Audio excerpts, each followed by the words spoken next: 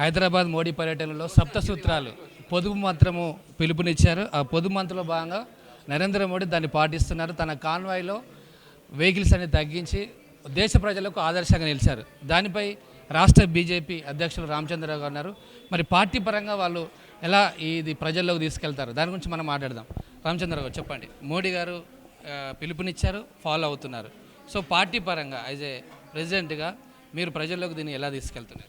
మేము కూడా ప్రజలను కోరుతా ఉన్నాం. ఇవాళ మేము పోస్టర్ రిలీజ్ కూడా ఒకటి చేసినాము. ప్రజలు కోఆపరేట్ చేయాలి. ఒక ప్రధానమంత్రి చేస్తున్నాడు, మా ముఖ్యమంత్రులు చేస్తూ ఉన్నారు.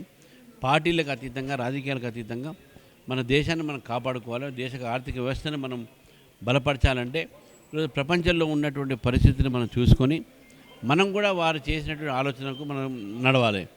ఇప్పుడు మనం ఎక్కడైతే అవసరం పడుతుందో అక్కడే మన పెట్రోల్ కానీ డీజిల్ కారు, తర్వాత దూరం పోవాలి కారు లేకుండా మెట్రో ఫెసిలిటీ ఉంది, మెట్రోలో పోండి, లేకుంటే ముగ్గురు కలిసి ఒక కారులో పోతే కారు పూలింగ్ అంటుంది. సో ఈ రకమైనటువంటి ఒక ఏదైతే మనం ఆలోచనలు ఉంటాయో ఇవన్నీ కూడా మనం ప్రధానమంత్రి గారు ఇచ్చినట్టు ఇప్పుడు మనకు 10 కార్లు తీసుకుని పోతాం ఇక్కడ మినిస్టర్స్ కానీ మీటింగ్, దాన్ని తగ్గియమని చెప్పి మనం అడుగుతాం.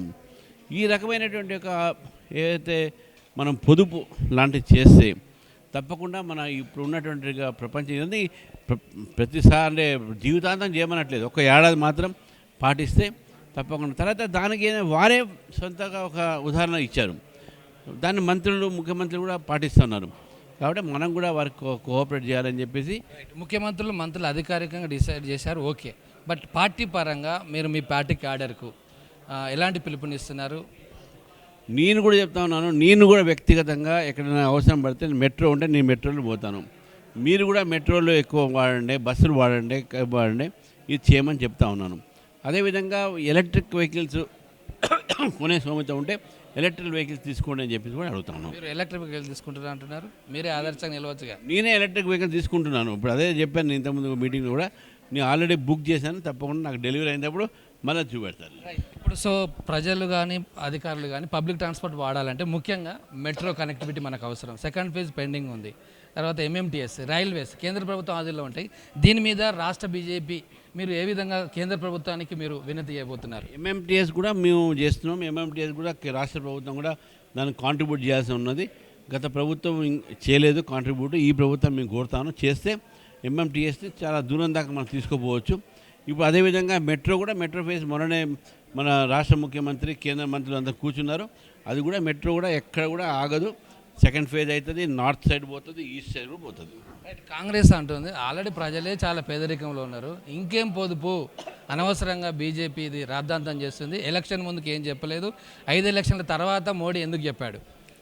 అందుకనే కాంగ్రెస్ ఖర్చు పెట్టుకోమని చెప్పండి. ఎవరు వద్దన్నారు? వాళ్ళ దగ్గర డబ్బు ఉంది కదా సంపాదించింది, అని డబ్బు పెట్టుకోండి. మేమంతా పేదన్నాం కానీ మీకు ఖర్చు పెట్టట్లేదు అంతే. రాష్ట్ర ముఖ్యమంత్రికి రేవంత్ రెడ్డికి కానీ ప్రభుత్వానికి కానీ మీరు ఈ యొక్క కాన్వాయ్ విషయంలో, తగ్గింపు విషయంలో ఎలాంటి సూచనలు చేయబోతున్నారు? ఆయన ఆల్రెడీ తగ్గిస్తున్నారు, దాన్ని మేము అప్రిషియేట్ చేస్తాం, వెల్కమ్ చేస్తాం. రైట్, ఇది మొత్తం మీద మోడీ ఇచ్చిన పిలుపు మేరకు అటు ఒకవైపు అధికారుల ఎందంగా మంత్రులతో పాటు తెలంగాణ రాష్ట్ర బీజేపీ శాఖ కూడా వెహికల్స్ తగ్గించుకోవాలని పిలుపునిస్తుంది. సొంతంగా వారే కొన్ని ఎలక్ట్రికల్ వెహికల్ తీసుకుంటున్నారు. ఇది ప్రధానమంత్రి పొదుపు మంత్రం యొక్క ఆచరణ. కెమెరామెన్ సుధాకర్తో రాజ్ కుమార్, 9+ న్యూస్, హైదరాబాద్.